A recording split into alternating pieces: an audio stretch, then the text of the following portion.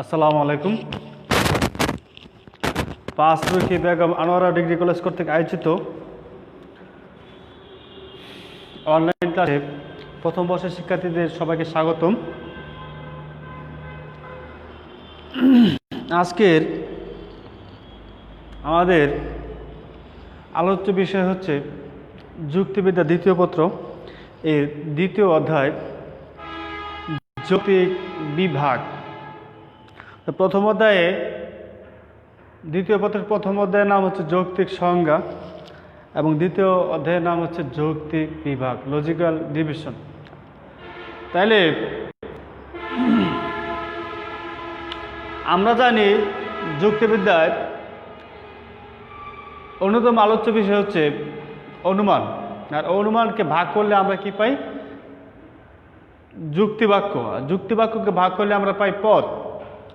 এই প্রত্যেকটা পদের দুইটা অংশ থাকে। এই প্রত্যেকটা পদের দুইটি অংশ থাকে, একটা হচ্ছে যাত্রার্থ, আরেকটা কি ব্যক্তার্থ। একটা যাত্রার্থ, অন্যটি হচ্ছে ব্যক্তার্থ। এই লজিক্যাল ডিভিশন অর্থাৎ যৌক্তিক বিভাগে যে বিষয়টা আমাদের আলোচ্য বিষয় সেটা হচ্ছে পদের ব্যক্তার্থের দিক। পদের ব্যক্তার্থ অর্থ হচ্ছে পরিমাণ, পরিমাণগত দিক নিয়ে আলোচনা এখানে করা হয়। তাইলে আমরা এখানে কি আলোচনা করব? যে যৌক্তিক বিভাগে আমরা পদের পরিমাণ নিয়ে আলোচনা করব। তাইলে পরিমাণটা কী করে? আমরা বিভাগ মানে ভাগ করা, ক্রমান্বয়ে ভাগ করার প্রক্রিয়াটি এখানে আলোচ্য বিষয়। আজকের আমাদের শিক্ষণফল যেটা সেটা আসবে যে যৌক্তিক বিভাগ কি, যৌক্তিক বিভাগের নিয়মাবলী, যৌক্তিক বিভাগ এর এই নিয়ম লঙ্ঘন জনিত কিছু অনুভূতি আছে এগুলা। তো আমরা একটু যৌক্তিক বিভাগের সংজ্ঞাটা একটু দিয়ে আসি, তারপরে আমরা ডিটেলস আলোচনা যাব।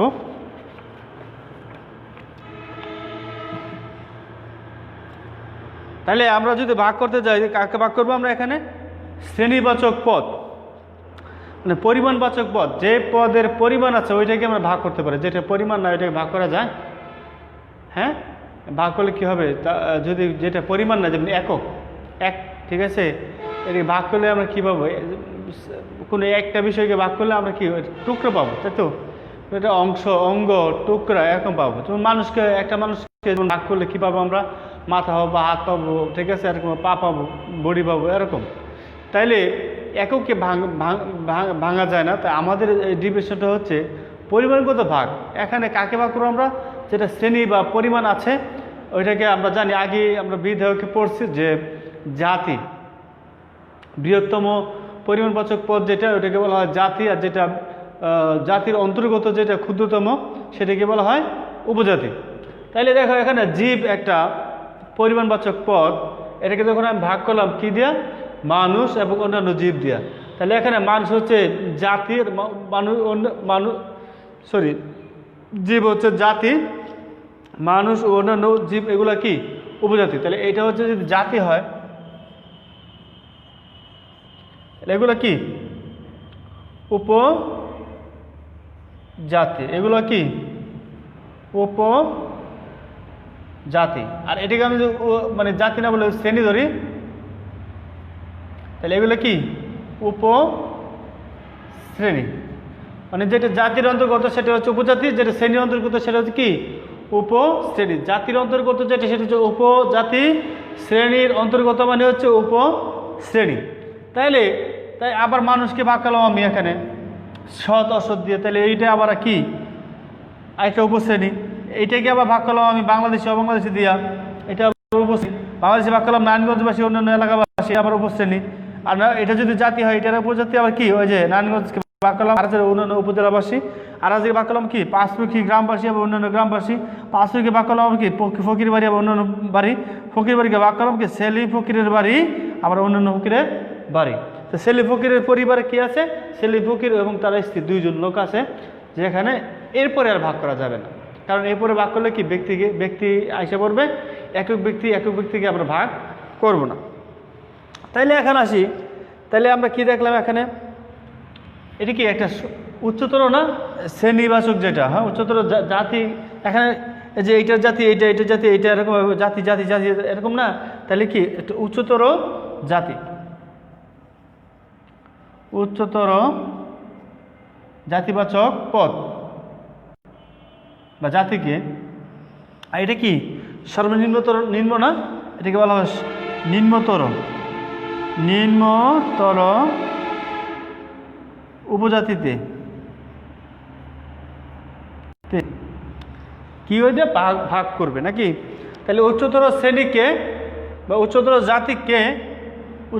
জাতিকে নিম্নতর জাতিতে বা নিম্নতর উপজাতিতে এই ধাপে ধাপে ভাগ করছে না এটা, হ্যাঁ ধাপে ধাপে, এটা একটা পরে একটা একদম ধাপে ধাপে, এটা বলে ক্রমিক মানে ধাপে ধাপে, ক্রমিক অর্থ কি ধাপে ধাপে, ক্রমিক ভাগ করার প্রক্রিয়াকে।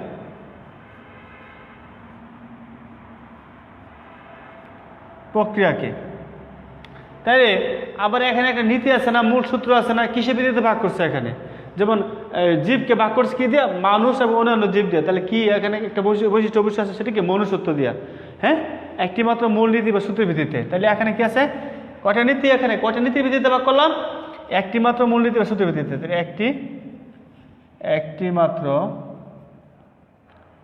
মূল নীতি বা সূত্রের ভিত্তিতে।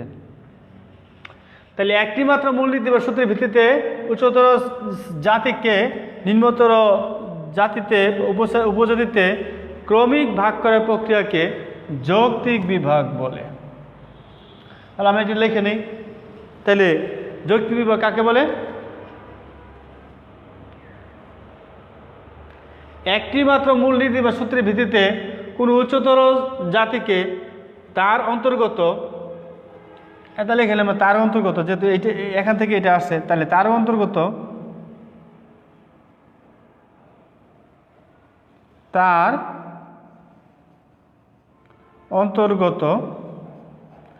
নিম্নতর উপজাতিতে ক্রমিক ভাগ করার প্রক্রিয়াকে যৌক্তিক বিভাগ বলে। তাহলে আমরা এটা লিখে নিলে এরকম, একটি মাত্র মূল নীতি বা সূত্রের ভিত্তিতে উচ্চতর শ্রেণীকে নিম্নতর শ্রেণীতে বা উচ্চতর জাতিকে নিম্নতর উপজাতিতে ক্রমিক ভাগ করার প্রক্রিয়াকে যৌক্তিক বিভাগ বলে।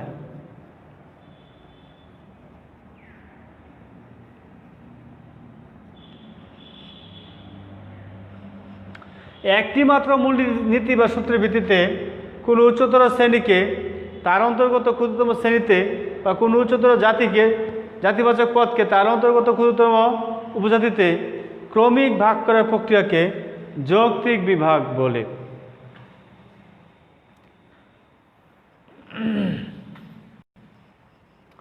এখন আসি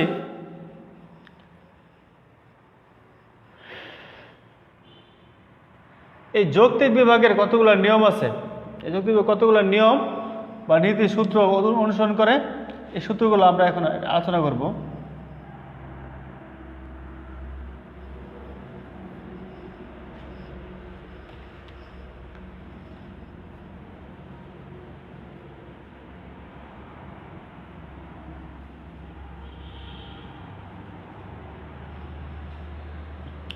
যৌক্তিক বিভাগ যুক্তিবিদ্যার একটা অন্যতম আলোচ্য বিষয়, কারণ আমরা দেখা যায় যে বিভিন্ন বিষয় যৌক্তিক বিভাগের মধ্যে আলোচনা করলে আমরা আলোচনাকে সহজ করা হয়, এককভাবে সবগুলাকে ব্যাখ্যা করা যায় না বলে আমরা ক্ষুদ্র ক্ষুদ্র অংশে ভাগ করে ব্যাখ্যা করার চেষ্টা করি। এখন আসি যৌক্তিক বিভাগের কতগুলো নিয়ম। আমরা জানি যৌক্তিক সংজ্ঞায় 5টি নিয়ম আছে, যৌক্তিক বিভাগেও 6টি নিয়ম আছে। কয়টি নিয়ম? যৌক্তিক বিভাগের কয়টি নিয়ম আছে? 6টি নিয়ম আছে। প্রথম নিয়মটা কি? যৌক্তিক বিভাগে ক্ষেত্রে সর্বদা একটি জাতিবাচক বা শ্রেণীবাচক পদকে তার অন্তর্গত বিভিন্ন উপজাতি বা উপশ্রেণীতে বিন্যস্ত করা হয়। তাহলে যৌক্তিক বিভাগে এক নম্বর নিয়ম, সব সময় একটি জাতিবাচক বা শ্রেণীবাচক পদকে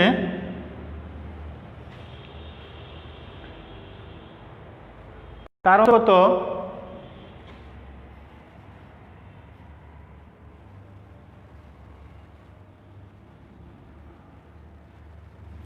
ক্ষুদ্রতম উপজাতিতে ভাগ করা হয়। এইটাই যৌক্তিক বিভাগে সবসময় কী করা হয়, একটি জাতিবাচক বা শ্রেণীবাচক পদকে তার অন্তর্গত উপজাতিতে ভাগ করা হয়।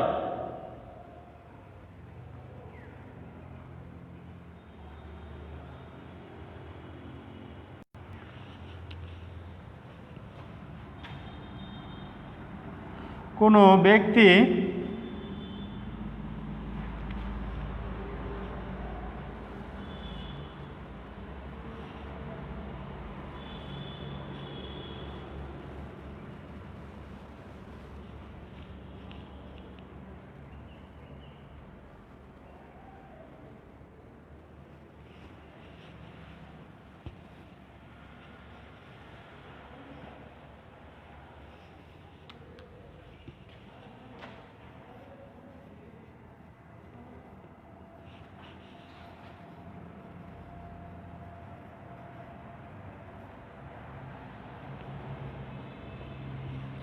যৌক্তিক বিভাগে সবসময় একটি জাতিবাচক বা শ্রেণীবাচক পদকে তার অন্তর্গত ক্ষুদ্রতম উপশ্রেণীতে ভাগ করা হয়, একক ব্যক্তি বা বস্তুকে নয়।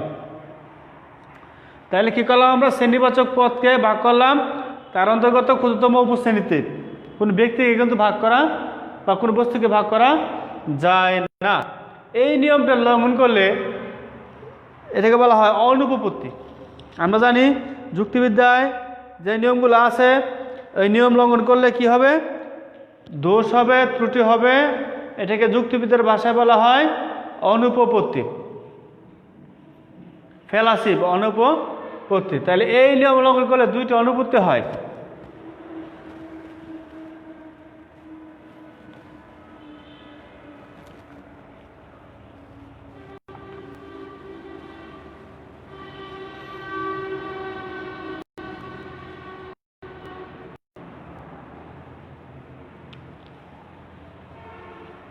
এই নিয়ম লঙ্ঘন করলে দুইটি অনুভূতি হয়, অঙ্গগত অনুভূতি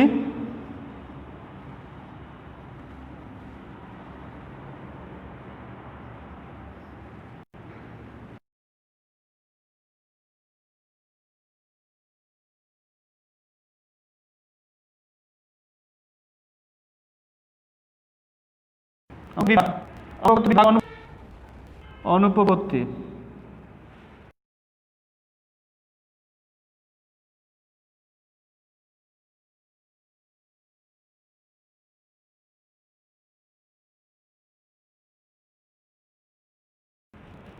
অঙ্গগত অনুভূতি, অঙ্গগত বলতে কামাল সাহেবকে ভাগ করলাম। কামাল সাহেবকে ভাগ করলে কী পাবো আমরা, মাথা, বডি অংশ, পা, চুল এরকম পাবো। তাহলে এগুলো কি অঙ্গ। কোনো ব্যক্তি, একক ব্যক্তিকে ভাগ করলে আমরা যা পাবো সেটা হচ্ছে কি, বলছিলাম একক ব্যক্তিকে বস্তুকে নয়। তাহলে একক ব্যক্তিকে ভাগ করলে কী পাবো আমরা, অঙ্গগত বিভাগ পাবো। বা কিংবা সিংহকে ভাগ করলে কী পাবো, মাথা, লেজ, এরকমভাবে বডি, পা এরকম পাবো। তাহলে কোনো ব্যক্তি বা বস্তু ব্যক্তি বা প্রাণীকে ভাগ করলে আমরা পাবো অঙ্গগত বিভাগ অনুভূতি। বস্তুকে ভাগ করলে কী পাবো আমরা, বস্তুতে অঙ্গ থাকে না, বস্তুতে কি এটা একটা বস্তু, এটাকে ভাগ করলে কি পাবো আমরা, প্লাস্টিক পাবো, কালি পাবো।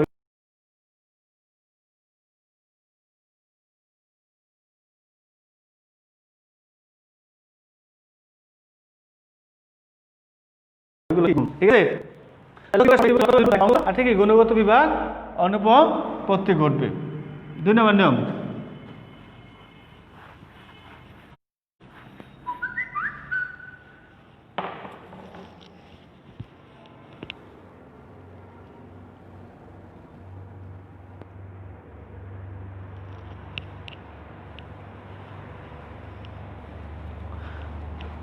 যুক্তি বিভাগে সবসময় একই সময় একটি মাত্র মূল সূত্র বা সূত্রভিত্তিতে একটি পদকে বিভাগ করা হবে।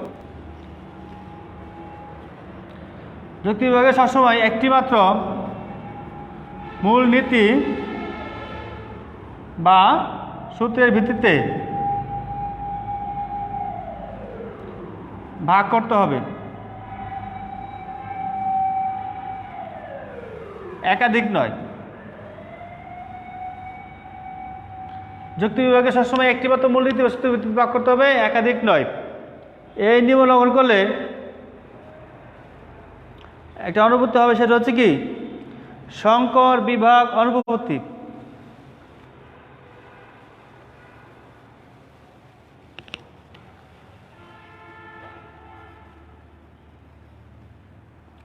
সংকর বিভাগ অনুপপত্তি।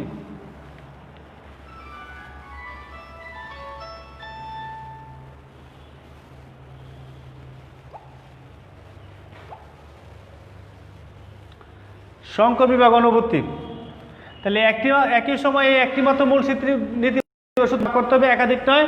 একাধিক মূল নীতি বা সূত্রের ভিত্তিতে ভাগ করলে কি হবে, সংকর বিভাগ অনুপপত্তি ঘটবে। যেমন মানুষকে আমি যদি ভাগ করি সৎ, সততা, ফর্সা এবং লম্বা দিয়া, তাহলে দেখা যাবে একজন লোকের মধ্যে 3টা গুণ আছে, একটা লোকের মধ্যে 3টা গুণে একটা গুণও নাই। তাহলে কি একটা মানে হজবরল অবস্থা তৈরি হবে। তাহলে এই হজবরল অবস্থাটাকে বলা হয় সংকর বিভাগ, মিলেমিশে যাওয়া। তো সংকর বিভাগ অনুপপত্তি ঘটবে। তা যুক্তি বিভাগে সবসময় কী করতে হবে, একটি মাত্র মূলনীতি বা সূত্রের ভিত্তিতে ভাগ করতে হবে, একাধিক নয়। একাধিক সূত্র ভিত্তিতে ভাগ করলে কী হবে, সংকর বিভাগ অনুপপত্তি ঘটবে। 3 নম্বর নিয়ম, যুক্তি বিভাগের ক্ষেত্রে বিভক্ত উপজাতি উপজাতিগুলো মিলিত ব্যক্তার্থ মূল জাতির সমান হবে। এটা ভাগ করলাম যে মানে উপজাতিতে, এটা জাতি, এটা কি জাতি, এগুলো কি এটা একটা উপজাতি, এটা একটা উপজাতি, 2টা ভাগ করলাম। তাহলে পৃথিবীতে জীব যদি এই জায়গায় সহজে দেখায়, মানুষকে ভাগ করলাম, এটা জাতি ধরলে এগুলো কি উপজাতি। পৃথিবীতে মানুষ মনে করলাম আমরা 700 কোটি মানুষ আছে, এর মাঝে আমরা সৎ ধরলাম 600 কোটি, অসৎ ধরলাম কত 100 কোটি। এই যোগ হচ্ছে কত 700, যোগফল কত 700।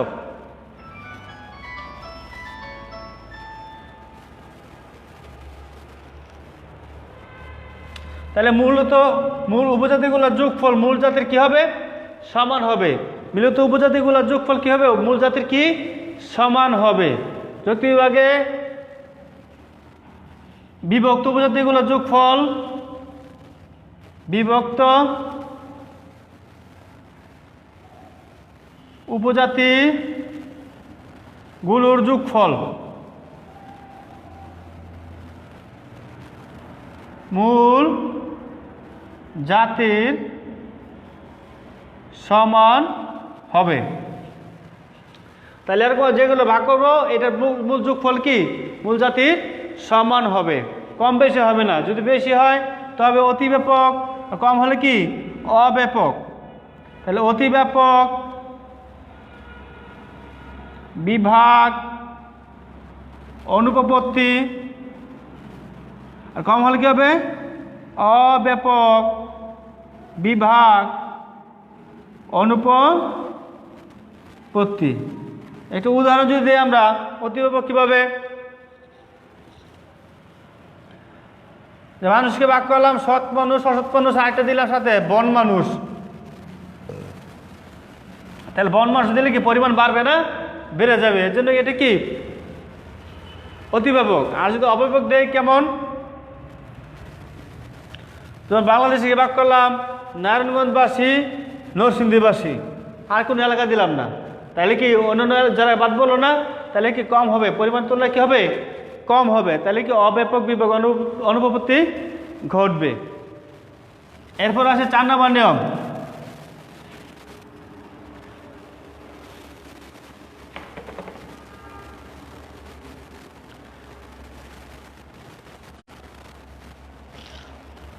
যৌক্তিক বিভাগে বিচ্ছেদ্য উপজাতিগুলো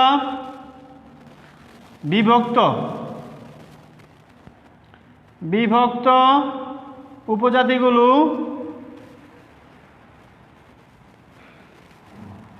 পরস্পর বিচ্ছিন্ন হবে বা বিচ্ছেদ্য হবে, ঠিক আছে, পৃথক হবে, মিলেমিশে যাবে না। অর্থাৎ কি মিলেমিশে যাবে না, একটার সাথে কি মিলেমিশে যায় না। যেমন মানুষকে ভাগ করলাম সৎ অসৎ, একটাকে এক লোক এমন হবে না সে সৎ ও অসৎ, এরকম হবে না। সৎ সতী, অসৎ অসতী, বাংলাদেশি বাংলাদেশি হই, অবাংলাদেশি অবাংলাদেশি হই, এরকম মিলেমিশে যাবে না। যদি মিলেমিশে যায় তাহলে একটা অনুভূতি হবে, সেটা হচ্ছে পরস্পরাঙ্গী অনুপপত্তি। দুইটা যদি যায় তাহলে পরস্পরাঙ্গ অনুভূতি। এটা একটা হচ্ছে সংকর বিভাগ অনুভূতি, দ্বিতীয় নামে যেটা ছিল ওইটাই। 5 নম্বর নিয়ম, বিভক্ত উপজাতির নাম, বিভক্ত জাতির নাম প্রত্যেকটি উপজাতিতে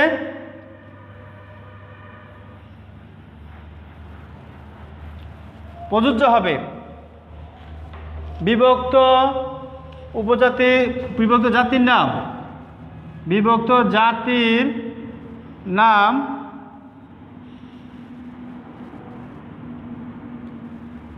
উপজাতিতে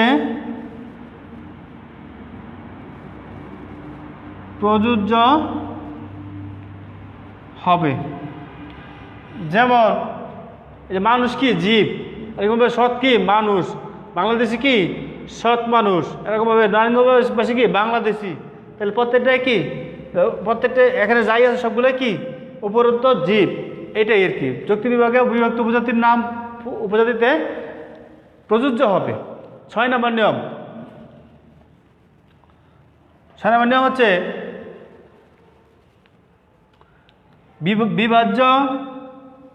বিভক্ত উপজাতিগুলোই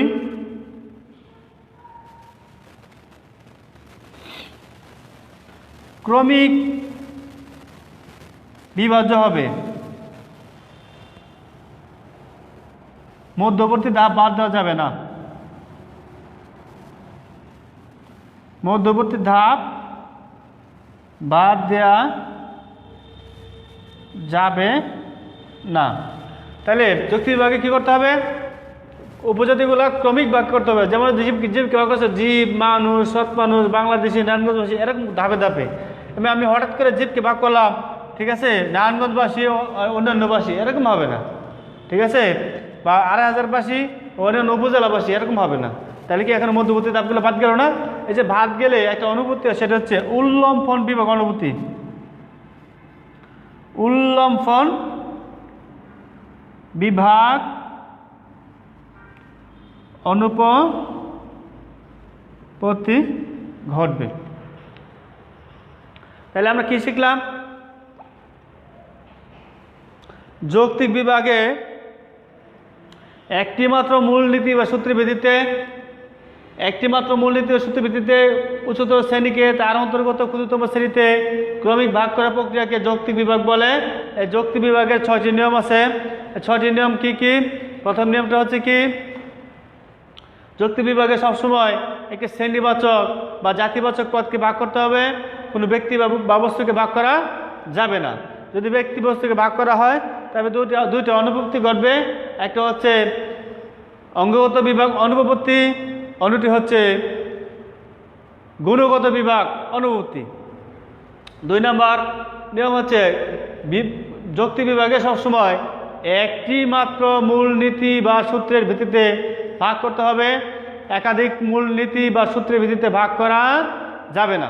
তাহলে একটি মাত্র মূলনীতি বা সূত্রের ভিত্তিতে ভাগ করার পরিবর্তে যদি আমরা একাধিক মূলনীতি বা সূত্রের ভিত্তিতে ভাগ করতে যাই তাহলে একটা অনুপপত্তি হবে। সে অনুপপত্তিটা হলো সংকর বিভাগ অনুপপত্তি। তাহলে সংকর বিভাগ অনুপপত্তি কাকে বলে? যদি একটি মাত্র মূলনীতি বা সূত্রের পরিবর্তে একাধিক মূলনীতি বা সূত্রের ভিত্তিতে ভাগ করা হয় তবে সংকর বিভাগ অনুপত্তি ঘটবে। যুক্তি বিভাগের 3 নম্বর নিয়ম,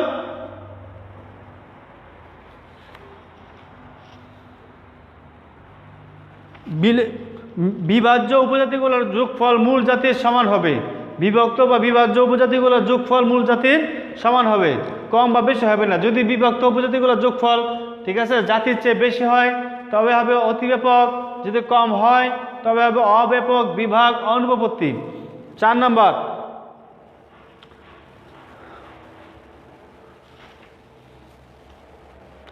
বিভক্ত যুক্তি বিভাগের বিভক্ত উপজাতিগুলো পরস্পর বিচ্ছেদক হবে। বিচ্ছেদক মানে কি? পৃথক হবে। যদি পৃথক না হয় তবে একটার সাথে কি হবে? মিলেমিশে যাবে, তখন কি হবে? পরস্পরাঙ্গে অনুপপত্তি ঘটবে। 5 নম্বর, যুক্তি বিভাগের বিভক্ত উপজাতিগুলার বিভক্ত জাতির নাম উপজাতিতে প্রযোজ্য হবে। যেটাকে ভাগ করলাম ওই নামটা প্রত্যেকটা উপজাতিতে কি হবে? প্রযোজ্য হবে। এটা তো অনুপপত্তি নাই। 6 নম্বর, যুক্তি বিভাগে সবসময় কি?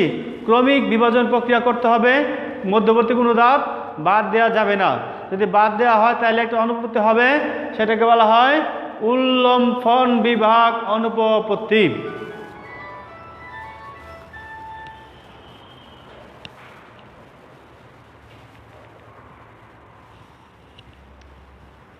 তাহলে আমরা আজকে কি শিখলাম? যৌক্তিক বিভাগ ও তার নিয়ম লঙ্ঘন জনিত অনুপপত্তিগুলো শিখলাম।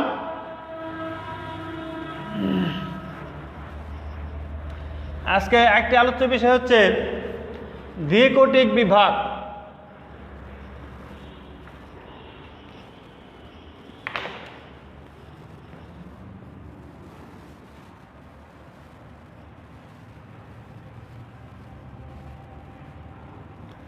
Cut into 2 part, cut into 2 part, 2 অংশে ভাগ করো। দ্বিকোটিক বিভাগ মানে 2 অংশে ভাগ করা। যেমন মানুষকে ভাগ করলাম সৎ অসৎ,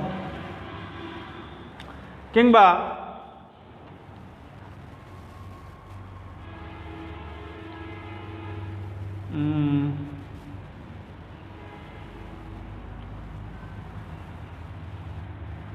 ফুলকে ভাগ করলাম, গোলাপ ফুলকে ভাগ করলাম, গোলাপ ফুলকে ভাগ করলাম লাল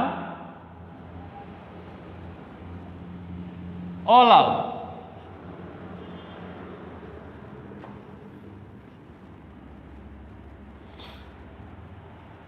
তাইলে এই যে কোনো পদকে আমরা জানি ঠিক আছে, এই বিপরীত একটা পদ হচ্ছে বিপরীত পদ, একটা হচ্ছে কি বিরুদ্ধ পদ। বিপরীত কোনটা? যেটা যেমন সাদার বিপরীত কালো, কিন্তু এই বিরুদ্ধ পদ কোনটা? সাদার বিরুদ্ধ পদ কি? অসাদা। সাদা বিরুদ্ধ পদ হচ্ছে কি? অসাদা, এটা বিরুদ্ধ পদ। তাহলে আমরা এখানে কি করলাম? অ দিয়ে করলাম কিন্তু প্রত্যেকটাই। এই অটাকে বলা হয় বিরুদ্ধ পদ। তাহলে কোনো পদকে তার বিরুদ্ধ পদ দ্বারা ভাগ করাকে দ্বিকোটিক বিভাগ বলে। আমরা যদি সংখ্যাটা বলি, কোনো পদকে তার বিরুদ্ধ পদ দ্বারা ভাগ করাকে দ্বিকোটিক বিভাগ বলে। তাহলে দ্বিকোটিক বিভাগটা কি? কোনো পদকে তার বিরুদ্ধ পদ দ্বারা ভাগ করাকে দ্বিকোটিক বিভাগ বলে। বিরুদ্ধ পদ কি বুঝবো আমরা? যখন থাকবে সৎ অসৎ, লাল অলাল, সাদা অসাদা, ও দিয়ে যেটা হবে, হ্যাঁ, এটা হচ্ছে বিরুদ্ধ পদ। তাহলে বিরুদ্ধ পদে এই এরকম দ্বিকোটিক কি নাই? যৌক্তিক বিভাগের মতো এরকম 6টা নিয়ম নাই। যেহেতু নিয়ম নাই সেখানে কি অনুপপত্তি নাই, শুধুমাত্র অ লাগাইলেই বিরুদ্ধ পদ হয়ে যায়। এবং এটার পাঠ করার একটা সুবিধাও আছে। তো ম্যাক্সিমাম পরীক্ষাগুলোতে যেটা আসে যৌক্তিক বিভাগ ও দ্বিকোটিক বিভাগের পার্থক্য। তো আমরা বাসায় সবাই এটা দেখবো এবং এই যৌক্তিক বিভাগ সম্পর্কে আলোচনা বাসায় করে আমরা এটা রিপ্লেটা করব এবং জানাবো কেমন লাগলো ক্লাসটি। তো সবাইকে আজকে ক্লাসে এতক্ষণ ধৈর্য সহকারে দেখার জন্য ধন্যবাদ জানিয়ে এবং পরবর্তী ক্লাসে অ্যাটেন্ড করার জন্য আমন্ত্রণ জানিয়ে আজকের ক্লাস এখানে শেষ করছি। আল্লাহ হাফেজ।